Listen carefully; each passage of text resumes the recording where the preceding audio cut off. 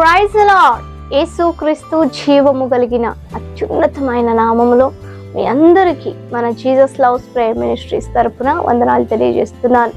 దేవుడు అనుగ్రహించిన మరొక నూతన దినాన్ని బట్టి దేవాది దేవునికి వందనాలు తెలియజేస్తూ, ఈ దినాన దేవుడు మనల్ని ఎంతగానో ప్రేమించి తన ఉన్నతమైన కృపను మన ఎడల చూపిస్తూ దినదినమును అనుగ్రహించి తన బిడ్డలుగా మనము బ్రతకాలని, ఈ లోకయాత్రలో ఆయనకు మహిమకరంగా మనం జీవించాలని, క్షేమంగా ఉండాలని మన పట్ల ఎంతో తన కృపాదయను చూపిస్తున్నాడు.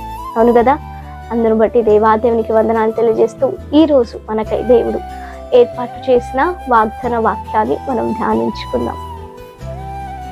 సామెతలు 23వ అధ్యాయం 18వ వచనం. నీ ఆశ భంగము కానేరదు. ఆమేన్. దేవునికి మహిమ కలుగును గాక. అవును, అనేక సమయంలో మనం అనుకుంటాం, నేను అనుకున్నది జరగటం లేదు, ఎన్నో మార్లు నేను అవమాన పాలవుతున్నాను కదా, నా కుటుంబంలో, నా పని విషయంలో, నా పని వారి మధ్యలో నాకెందుకు ఇలా జరుగుతుంది, ఇంకెందుకు నేను బ్రతకాలి అని అనేక సమయంలో సందర్భాల్లో మనం అనుకుంటాం. అయితే దేవుడు అంటున్నాడు, మన ఆశ భంగము కానేరదు అని. మనం ఏదైతే తలంచుకుంటామో అది సరైన రీతిగా సరైన సమయంలో ఎవరికి అప్పచెప్పాలో వారికి అప్పచెప్తే ఖచ్చితంగా మనం అనుకున్నది, మనం ఆలోచించింది, మన హృదయం ఆశపడ్డారు ఒక తలం పైన దేవుడు నెరవేర్చ శక్తివంతుడని ఈ సమయాన్ని నేను జ్ఞాపకం చేస్తున్నాను ప్రియులారా. ఎందుకంటే అనేక సమయంలో మనం ఆశపడేది తప్పు కాదు. అయితే ఆ ఒక ఆశను మన జీవితంలో మనం పొందుకోవటానికి కానీ, మనం అనుభవించటానికి కానీ ఎవరి యొక్క చిత్తం ఉండాలి? దేవుని చిత్తం ఉండాలి. దేవుని బిడ్డమైన మనము ఎటువంటి ఆలోచనలు కలిగి ఉన్నాం? ఒకసారి ఆలోచిద్దాం. ఏ యొక్క ఆలోచన దేవునికి ఇష్టంగా ఉంటుందో దేవుడు కూడా దాని పట్ల కృపను చూపిస్తాడు. ఆమె నువ్వు పడుతున్న ఒక ఆశ అది అనేకులకు సహాయంగాను, అనేకులకు ఒక ఆశీర్వాదంగాను, అనేకులు నువ్వు పొందుకున్న తర్వాత నీ సంతోషంలో అనేకులు నీ యందు సంతోషించుట్లో వాళ్ళు కూడా పాలిభాగస్తులుగా ఉంటుంటే అది దేవుని ఇష్టం, అది దేవుని కార్యం, దేవుడే నెరవేరుస్తాడండి. ఇప్పుడు సొలొమోను ఒక ఆశ పడ్డాడు. అవును కదా? ఏ ఆశ? దేవుడు ఆయనకు అప్పచెప్పిన జనాల్ని మంచి జ్ఞానంలో పెంచాలి అని. అవును కదా? న్యాయము తీర్చాలంటే ఆయనకు జ్ఞానం అవసరం, ఖచ్చితంగా కావాలి. ఆ జ్ఞానం ఆశపడ్డాడు ఆయన. అందుకనే ఆ జ్ఞానం కావాలని తనకు తాను స్వంతంగా ఏదేదో చేసుకోలేదు, ఎవరి దగ్గరకో వెళ్ళలేదు. ఆయనకు తెలుసు ఎవరి నుండి జ్ఞానం వస్తుందని, ఎవరు ఇచ్చేవారని.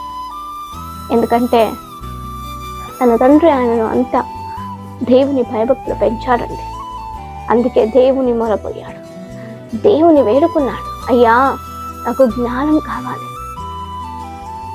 దేవుడు ఆశను చూశాడు, ఆ కోరికను చూశాడు. సొలొమోను తనకు తాను స్వార్థంగా అడగటం లేదు అని చెప్పి ఆయనకు రెండంతలుగా ఆయన కోరుకున్న దానికన్నా జ్ఞానము, ఘనత, ఐశ్వర్యం మూడిచ్చాడండి దేవుడు. ఎందుకంటే స్వార్థమైన ఒక ఆశ లేదు దాంట్లో. ఆయన కోరిన ఒక ఆశ, ఆయన కోరిన ఒక ప్రార్థనలో అనేకులు సంతోషంగా ఉంటారు, అనేకులు నెమ్మదిగా జీవించే ఒక ఆశ ఆయన కోరుకున్నాడు దేవుని సన్నిధానం. అయితే నువ్వు నేను ఎలాంటి ఆశ కలిగి ఉన్నాం? నీవు నేను ఎలాంటి ఆలోచన కలిగి ఉన్నాం? దేవుడు అది కూడా పరీక్షిస్తానండి. దేవుడు ఖచ్చితంగా పరీక్షిస్తాడు. అందుకే దేవుడు అంటున్నాడు, నీ కోరిక యావత్తును నేను సిద్ధింపచేస్తాను, నీకు ఆశభంగ కానేరదు. ఎందుకంటే నువ్వు కోరిన కోరికలు కానీ, మనము దేవుని సన్నిధానంలో అడిగే ప్రతి ఆలోచన, ప్రతి మా హృదయ వాంఛ ఏమైంటున్నదో అది దేవునికి ఇష్టమైనప్పుడు దేవుడు ఖచ్చితంగా నెరవేరుస్తాడు. ఎక్కడ కూడా అవమాన పాలు చేయనియడు. అయితే సరైన సమయము, సరైన విధానంలో మనం దేవుని సరైన వారికి అడిగినప్పుడు ఖచ్చితంగా దేవుడు మనకు అనుగ్రహిస్తాడు. ఎందుకంటే సొలొమోను ఎవరో దగ్గరికి వెళ్ళలేదు, ఆయనకు తెలుసు ఎవరి దగ్గరికి వెళ్తే నాకు జ్ఞానం ఇస్తాడని. అందుకే యేసయ్య దగ్గరికి వచ్చాడు.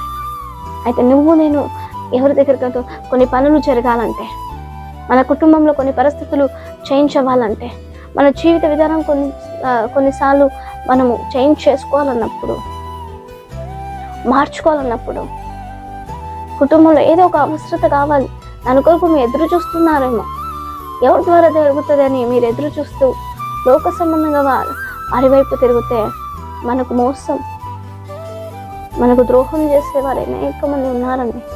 అయితే దేవుని సన్నిధానంలో మొట్టమొదటిగా ఆయన సన్నిధానంలో మనం వేడుకున్నట్లయితే, అయ్యా నా పరిస్థితి, దీని కొరకు నేను ఎదురు చూస్తున్నాను, ఇది నా ఆశ, నా బిడ్డల కొరకు, నా కుటుంబం కొరకు, ఎవరి కొరకైనా వారి నుండి 10 మందికి మంచిదవుతుంది, ఇంకా 10 మంది మంచిగా సంతోషిస్తారు అని అన్నట్లయితే ఖచ్చితంగా దేవుడు చేస్తాడండి. ఎప్పటికీ మనం ఆశ్వంగపరిచే దేవుడు ఏమాత్రము కాదు. ఆయన ఎవరి దగ్గర తల ఉంచే రీతిగా ఆయన నిలవబెట్టాడు. ఎందుకంటే మనల్ని ప్రేమిస్తున్నాడు అనేసి. ఆమె ఇంతవరకు అనేక సమయం మోసపోయి ఉండొచ్చు, కన్నీళ్ళు గార్చి ఉండొచ్చు, అవమాన పాలన ఉండొచ్చు, అది దేవుని వల్ల అయింది అని హృదయం ఇంకా నొప్పించకుండా ఈ అనుభవాలు మంచే అని మనల్ని మనం మార్చుకొని దేవుని సన్నిధానంలో ఖచ్చితంగా దేవుడు మన ఆశలను తీర్చే దేవుడు. ఎప్పటికీ కూడా ఎవరి దగ్గర కూడా ఆశాభంగా కానియకుండా ఘనంగా నిలబెట్టేది. ఆమేన్. ఏ పరిస్థితులైనా వాగ్దానాలు వింటున్నారు, బలం పొందుకుంటున్నారు, ఆశీర్వదింపబడుతున్నారని నమ్మి దేవుణ్ణి మహిమపరుస్తున్నాను. ఏ విజ్ఞాపన అయినా మాకు కమెంట్స్ ద్వారా మీరు తెలియజేయగలరు. మీ కొరకు మానక మేము ప్రార్థించుకుందాం. పరిశుద్ధులైన గొప్ప దైవానికి వందనాలు. ఈ వాగ్దానం అందరితో మాట్లాడిన స్తోత్రాలు. ఎవరు ఏ పరిస్థితిలో ఉంటున్నారో అందరినీ మీరు మార్చి మీ సాక్షి బిడ్డలలో పెట్టుకోండి. ఈ వాగ్దానం అందరిని ఆశ్రయించి బలపరచు. యేసు నామములో అడిగి వేడుకొని పొందిన గొప్ప తండ్రి, ఆమేన్. Praise the lord.